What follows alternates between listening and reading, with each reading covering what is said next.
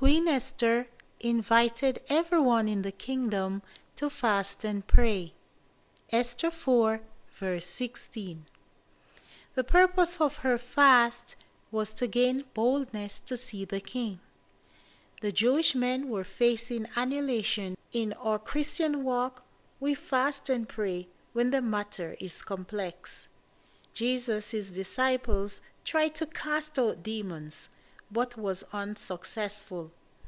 Yet Jesus later was successful in the same feat. The disciples asked Jesus, why was it possible for him to cast out demons when they couldn't? Jesus answered and told them that some matters can only be managed through fasting and praying. Matthew 17, verse 21. So, oftentimes when a preacher or a pastor who is called to do ministry starts out, he will seek God's face, not in prayer alone, but fasting and praying. Jesus did that. That was Jesus' example. Before he started ministry, he fasted and prayed for 40 days and 40 nights. Like Daniel, some of us fast and pray for specific requests. Moses, before he received the 10 Commandments, he fasted and prayed. And King David, when he wanted to express grief and seek God's mercy and forgiveness, he fasted and he prayed.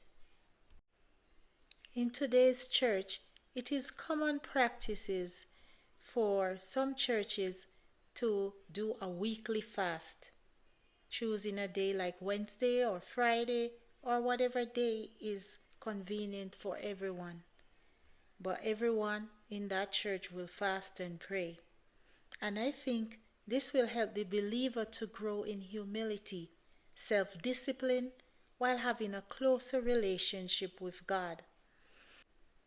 We fast and pray to seek God's guidance and clarity.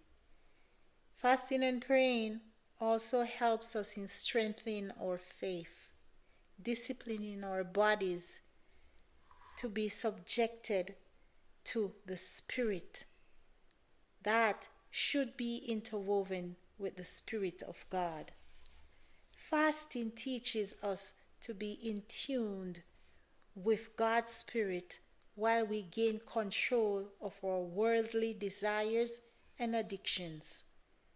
We fast and pray for God's empowerment as we empty ourselves and create space for God to fill us with His grace and presence. Matthew 6, verse 16 to verse 18 is very key. It says, when you fast, do not look somber as the hypocrites do, but when you fast, put oil on your head and wash your face. The key word here is when. The Bible says when you fast. This means that it's an expectation of God from us to fast. So, let's fast and pray. It's an expectation from God. It's what God requires. Let's live our lives in pleasing God. Let's continue to study His Word and find out all that He requires of us to do.